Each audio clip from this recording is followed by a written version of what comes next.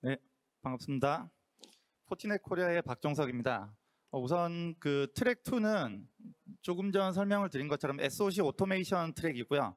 첫 번째 세션으로는 이미 다들 잘 알고 계시겠지만 이메일 ATP 솔루션의 이제 최신 구축 사례에 대해서 간단하게 좀 소개를 드리려고 합니다.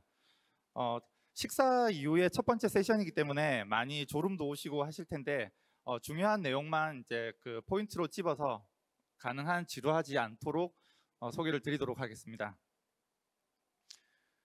네, 제목에서 말씀드린 것처럼 포티넷 이메일 ATP 솔루션은 여기 보시는 포티넷이 가지고 있는 다양한 솔루션 중에 필라를 구분을 해보면 클라우드 시큐리티와 SOC 패브릭 관리 센터 필라에 포함이 되어 있고요. 이메일 ATP라고 하면 잘 아시는 것처럼 포티넷 같은 경우는 포티메일이라는 솔루션과 포티 샌드박스가 상호 연동이 돼서 구성이 되어 있습니다. 뒷부분에 조금 더 구성과 구성상의 특징에 대해서 상세하게 설명을 드리도록 하겠습니다. 이번에 제가 준비한 아젠다 내용은 가장 먼저 이메일 위협 트렌드, 잘 알고 계시겠지만 여전히 이메일이 공격자가 가장 선호하는 공격 벡터 중에 하나라는 것을 설명을 드릴 거고요.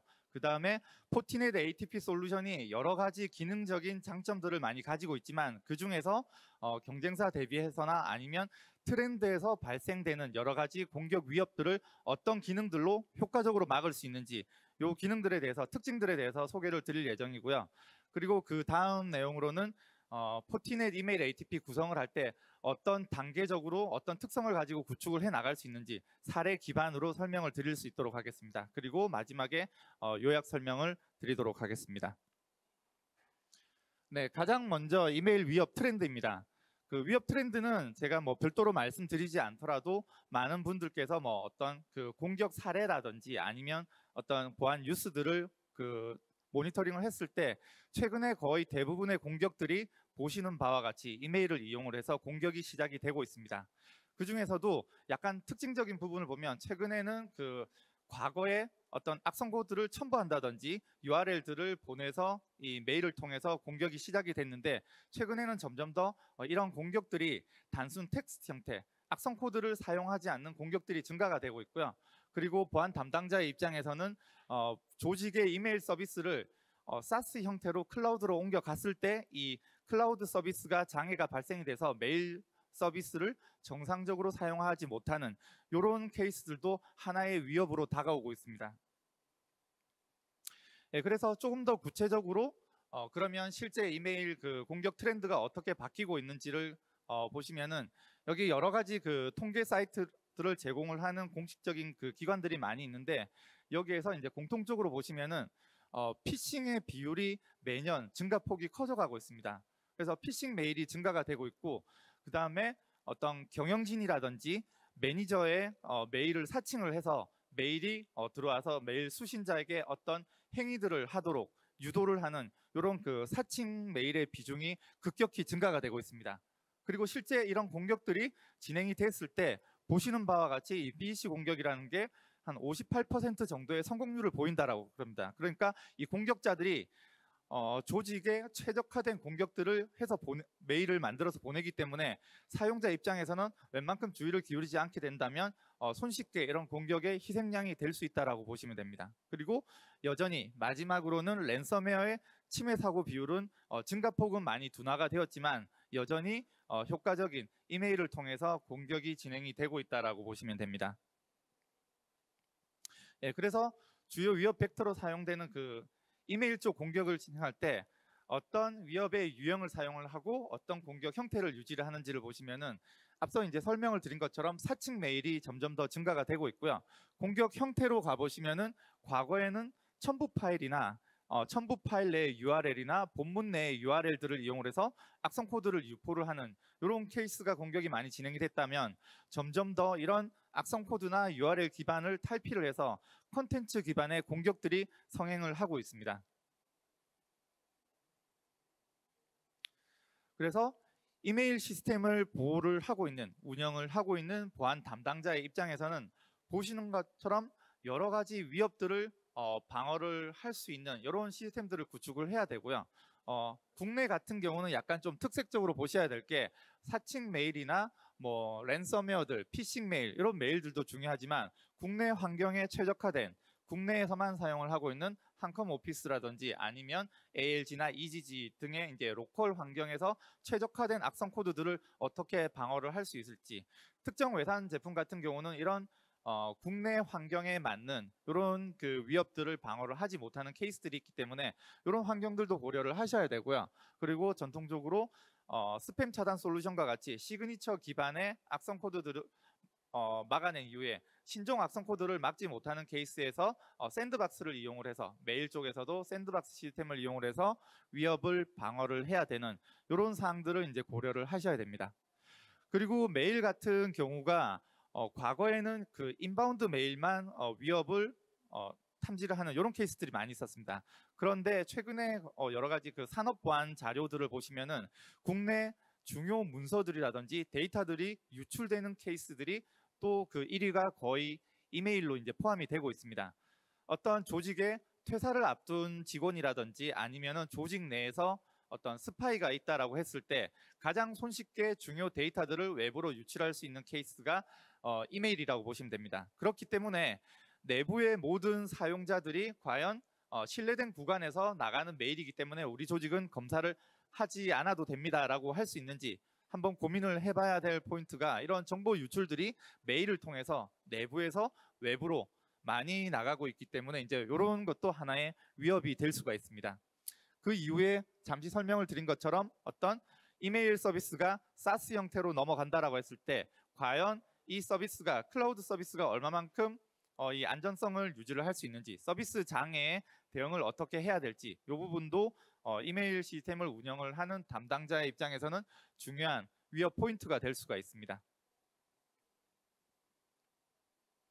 예, 그래서 이미 이렇게 설명드리는 내용을 글로벌하게 보시면은 가트너 피어 인사이트 사이트 가서 보시면은 이런 내용들을 보실 수가 있는데, 글로벌하게 이미 많은 그 보안 담당자들, 커스터머들이 이메일 보안 솔루션들을 도입을 검토를 할 때 더 이상 어떤 그 스팸 차단 솔루션의 기능이라든지 단순히 샌드박싱 기능만 요구하는 게 아니라 여기 보시는 것처럼 어떤 시간차 갭을 가지고 들어오는 공격을 방어를 하기 위해서 URL에 어떤 그 사용자가 실제 클릭하는 시점에 샌드박싱을 한다든지 위협을 검사를 하는 이런 기능들을 많이 요구를 하고 있고요. 앞서 설명을 드린 것처럼 내부에서 외부로 나갈 때 어떤 DLP 시스템들의 기능을 제공을 하면 좋겠다. 아니면 피싱이라든지 네트워크 샌드박스 기능과 상호 연동이 돼서 구성이 될 수 있는 이런 다양한 형태의 기능들을 요구를 하고 있습니다.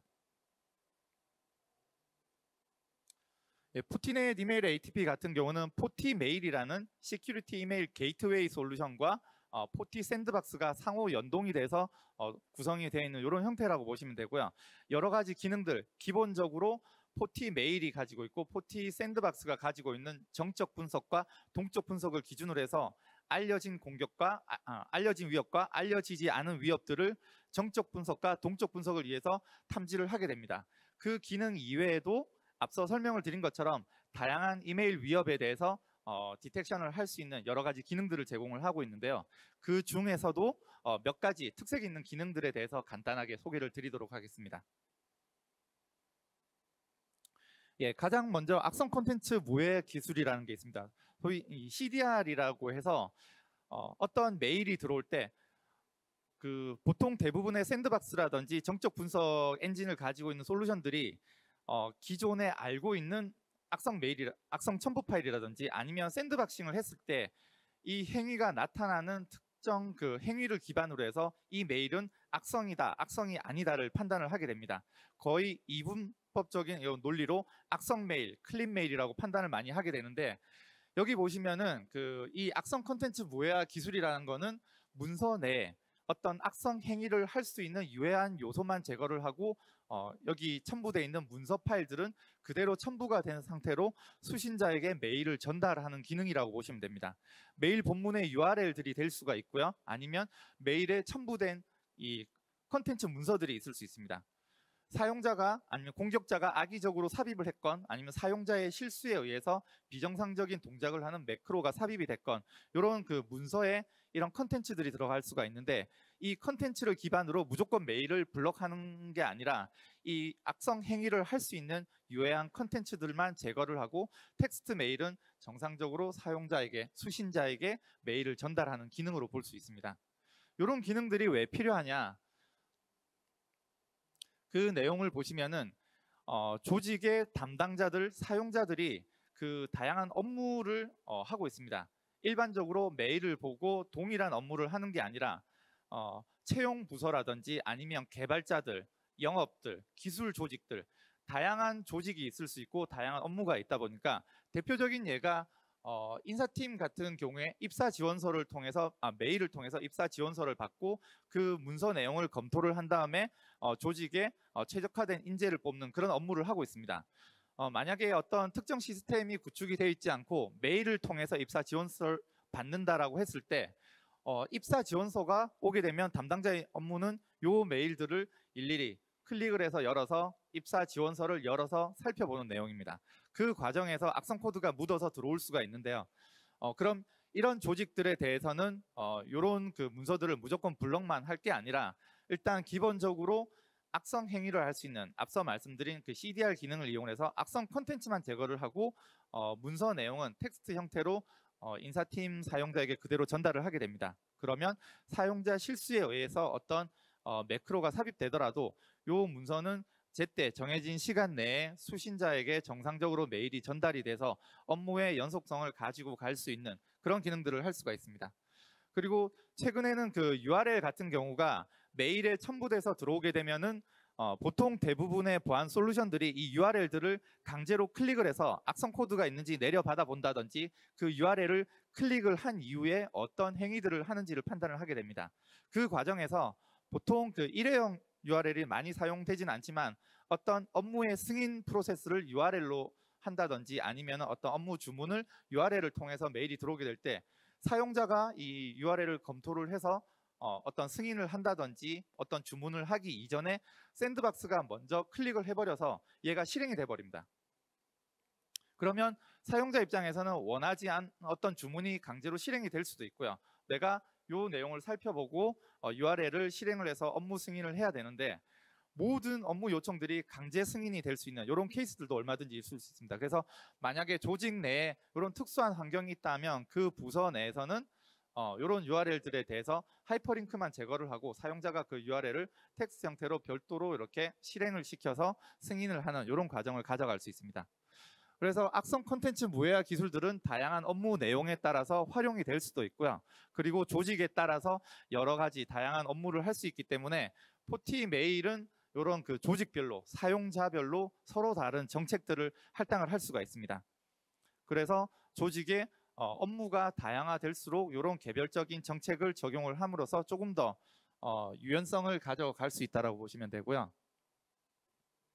예, 다음은 이제 BC는 처음 공격이 나왔을 때는 여기에 대해서 기술적인 부분에 대해서 설명을 많이 드렸는데 요즘은 그 워낙 공격이 하고 있고 이 내용들을 아마 잘 알고 계실 겁니다. 그래서 보통은 선행적으로 어떤 악성 코드를 유포를 해서 아니면 그 중간에서 이 메일들을 많이 가로챈 다음에 해커가 이미 그 조직 내 특정 프로세스들에 대해서 충분히 학습을 하게 됩니다. 그래서 어떤 조직의 사용자가 외부의 어떤 회사와 거래를 많이 하고 있는지 그리고 거래 계좌가 어떤 내용인지 이런 그 메일의 패턴을 충분히 학습을 하게 되고요. 여기에서 정말 필요한 계좌만 살짝 변조를 해서 조직의 어떤 오더가 들어갔을 때 우리 조직의 은행 계좌가 바뀌었습니다. 그래서 기존의 송금 계좌가 아닌 새로운 송금 계좌로 송금을 해주십시오라고 여기서 보시면 그 공격 자체가 악성 코드가 전혀 사용이 되고 있지 않습니다. 단순히 이런 그 텍스트 메일을 가지고 메일을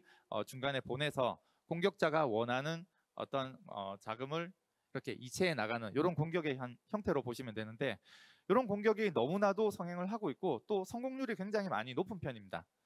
그렇기 때문에 이제 이런 그 공격들을 방어를 하기 위해서 이제 필요한 게 이제 BC를 어떻게 디텍션하고 탐지를 하고 차단을 할 수 있을지 이런 내용들이고요.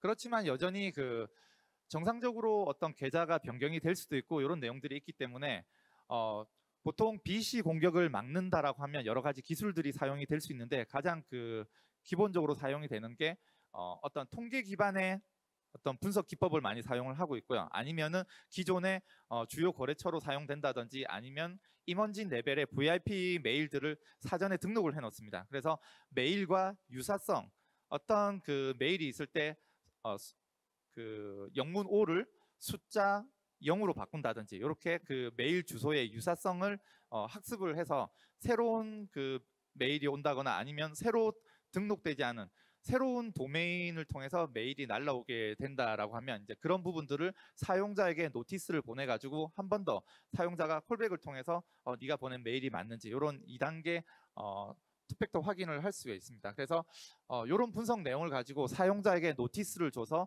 지금 새로운 메일이 왔는데 여기에 대해서 뭔가 그 사용자 사칭 메일이 의심된다라고 노티스 메일을 주든지 아니면은 중간에서 어떤 원칙에 의해서 메일을 블럭을 시킬 수가 있게 됩니다.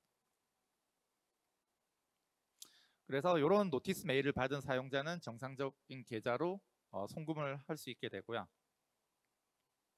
그리고 앞서 말씀을 한번 드렸었는데 거의 대부분의 그 보안 솔루션들이 인바운드 메일에 대해서는 검사를 많이 하고 이제 아웃바운드 메일에 대해서는 조직 자체의 메일 계정이 트러스트 구간이라고 해서 나가는 메일을 검사를 많이 안 하고 있습니다. 그런데 이제 이렇게 운영이 됐을 때 조직 내부의 어떤 USB를 통해서 악성 코드에 감염되거나 다른 경로를 통해서 시스템이 악성 코드에 감염이 된 이후에 스팸 메일을 발송을 하는 스팸 복 기능을 하는 이런 악성 코드에 감염이 되는 경우가 있는데 최악의 케이스에 어떤 케이스가 있을 수 있냐면 내부에서 외부로 악성 코드에 감염된 PC가 이 스팸 메일을 대량으로 발송을 해서 글로벌하게 보안 제품들이 이 RBA라는 그 리얼타임 블랙리스트들을 참조를 해서 이 DB를 가지고 메일을 블록을 하는 케이스가 있습니다. 이렇게 스팸 메일을 특정 내부 메일 주소를 가지고 외부로 많이 쏟아보면은 외부의 어떤 보안 솔루션들이 이 부분들을 학습을 해서 이 도메인 자체를 블랙리스트로 등록을 해버립니다. 자동으로. 그렇게 되면 정상적인 조직의 업무를 해야 되는데 외부로 보내는 모든 메일들이 해당 시스템의 RBA를 사용을 하고 있는 보안 시스템에 의해서 메일이 자동으로 차단되는 케이스가 있을 수가 있고요. 만약에 이런 케이스가 발생이 됐다 그러면은 조직 내에서 보안 담당자가 이 RBA를 사용을 하고 있는 보안 솔루션의 그 벤더로 메일을 보내야 됩니다. 우리는 정상적으로 사용을 하고 있는 메일 도메인이고 정상적인 그 업체다. 그러니까 RBA에서 풀어달라고 해야 되는데 실제 사례를 보면 보통 영문 메일을 써서 이런 거를 보내야 되고요. 이게 RBL에 해지가 되는데 보통 한 2일에서 3일, 길게는 일주일 이상씩 걸린다라고 합니다. 그러면 실제 아웃바운드 메일로 악성 코드를 보낸 통제가 되지 않았기 때문에 블랙리스트에 등록이 되고 그로 인해 업무 시스템이 마비가 되는 이런 케이스들을 한 일주일 정도까지 겪어야 되는 이런 케이스들이 있어야 될 수도 있고요. 그렇기 때문에 내부에서 외부로 나가는 메일도 더 이상 안전하지만 않다라고 이제 판단을 하시면 됩니다. 그래서 이런 케이스에서는 또 악성 메일뿐만 아니라 컨텐츠 기반의 메일을 검사를 해서 조직 내부의 중요한 어떤 비밀 문서들, 컨피덴셜 문서들이 내부에서 외부로 나가는 거를 컨텐츠 필터를 통해서 블럭을 할 수도 있고요. 아니면 조직 내부의 고객 DB 정보라든지 주민등록번호라든지 금융 정보들, 이 정보들을 패턴으로 등록을 해서 내부에서 외부로 이런 파일들이나 컨텐츠를 내보낼 때 이런 그 아웃바운드 검사를 통해서 블럭을 하실 수가 있게 됩니다. 그래서 몇 가지 기능들에 대해서 설명을 드렸는데 메일을 통해서 들어오는 공격들을 개별적으로 하나하나 막기 위해서는 굉장히 많은 솔루션들을 인라인으로 이렇게 구축을 해야 됩니다. 각각의 위협별로 이런 전문 솔루션들을 구성을 하게 된다라고 하면 메일 구간에 굉장히 많은 솔루션들이 인라인으로 들어오게 되고요. 그러면 메일 전달에 어떤 그 시간 지연뿐만 아니라 관리하는 입장에서는 개별 솔루션들을 다 접속을 해서 메일이 블럭이 됐다라고 하면은 개별 솔루션들을 다 접근을 해서 어떤 정책에 의해서 블럭이 됐는지 이 부분들을 다 살펴봐야 되고 관리를 다 개별적으로 해야 됩니다. 네트워크 구성도는 복잡해지고 관리의 포인트는 늘어나는 보안이 높아지지만 그 반대로 이뤄야 되는 어려움들이 많이 있게 되는데 포티 메일 같은 경우는 보시는 것처럼 알려진 위협과 알려지지 않은 위협 그리고 BC 공격이나 서스피치어스 공격들을 하나의 단일 장비로서 심플하게 막아낼 수가 있습니다. 그래서 많은 기능들을 하나의 장비에서 제공을 하고 있고요. 통합 관리된 화면에서 보다 효율성 높게 위협들을 방어를 할 수 있게 됩니다. 그리고 샌드박스와 연동을 했을 때 정적 분석뿐만 아니라 동적 분석을 통해서 알려지지 않은 위협에 대해서도 효과적으로 방어를 할 수 있게 됩니다.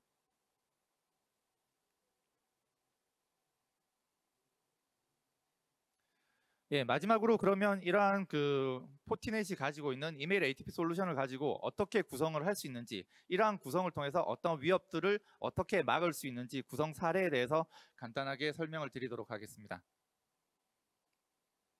예, 가장 심플하게 구성을 할 수 있는 게 이제 포티 메일의 단독 구성입니다. 포티 메일의 단독 구성을 통해서 앞서 설명을 드린 것처럼 정적 분석, 안티 스팸, 안티 바이러스, 그리고 URL 필터를 통해서 조직의 메일 내부에 조직으로 들어오는 메일 내부에 포함된 URL이라든지 첨부 파일들을 분석을 해서 악성으로 판단되는 메일에 대해서 블럭을 할 수 있는 요 다양한 기능들이 하나의 장비에서 통합적으로 관리가 되고 있고요.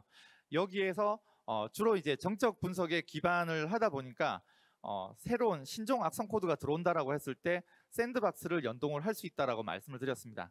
포티넷은 두 가지 옵션을 제공을 할 수가 있고요.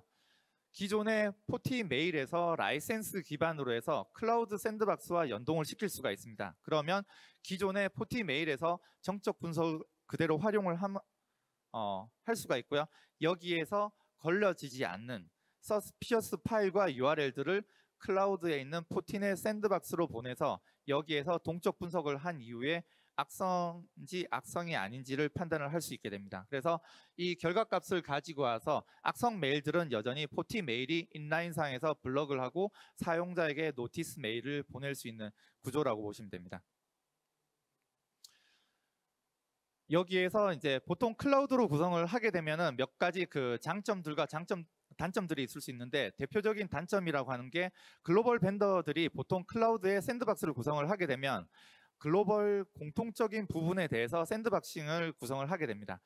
국내 같은 경우는 앞서 말씀드린 것처럼 어떤 한컴 오피스라든지 아니면 R집 이런 그 특수한 케이스의 확장자와 어플리케이션들이 있을 수 있는데, 이런 부분들에 대해서 어떤 위협을 디텍션할 수 없는 단점들이 있을 수가 있습니다. 그리고 특정 고객 같은 경우는 아무리 메일에 첨부가 되어서 들어온다라고 하더라도 첨부 파일들과 메일의 URL들이 클라우드로 전달이 돼서 조직의 내부에 어떤 자료가 클라우드로 올라가는 것을 걱정을 많이 하시는 고객들 같은 경우는 거의 보시는 것처럼 로컬 내 온프라미스 형태의 보안 솔루션을 직접 구성하는 경우가 거의 대부분이라고 보시면 됩니다. 그래서 이런 장점들을 가지고 갈 수가 있고요.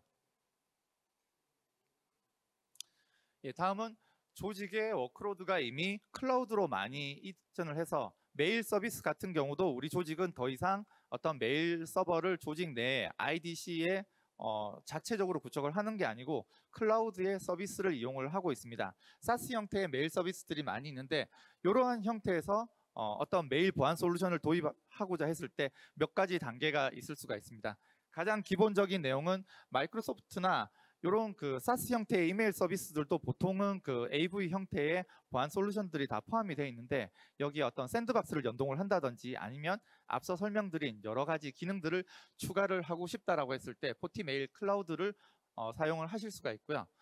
API 연동을 통해서 아웃 오브 밴드, 그러니까 기존의 메일 서비스에 영향을 전혀 미치지 않고 API 형태로 메일 박스를 지속적으로 스캐닝을 해서 위험 메일들을 격리를 시키는 이런 형태로 서비스 연동이 가능하고요. 우리 조직은 조금 더 안전하게 메일을 인라인으로 구성을 해서 실시간으로 위험 메일들은 사용자에게 전달이 되지 않도록 구성을 하고 싶다라고 했을 때 메일의 어떤 그 프로토콜 특성상 그 익스체인지 값을 변경을 시키면 이런 게이트웨이 모드 형태로 메일의 플로우를 돌릴 수가 있습니다. 그러면 외부에서 메일을 먼저 보냈을 때 MX 레코드를 참조를 해서 포티 메일이 먼저 메일을 받고 분석을 마친 다음에 클린으로 판단된 메일만 이런 클라우드에 있는 메일 서버로 전달을 하는 이런 형태로도 구성이 가능하게 됩니다. 예, 다음은 앞서 설명을 드린 것처럼 우리는 SaaS 형태의 이메일 서비스를 이용을 하고 있는데, 이 SaaS 서비스가 장애가 발생돼서 우리 회사의 메일 서비스에 장애가 발생되는 이런 케이스들도 많이 발생이 되고 있습니다. 포티 메일 클라우드에 보면은 옵셔널하게 이런 그 메일 원본을 캐시 형태로 저장할 수 있는 기능들을 제공을 하고 있고요.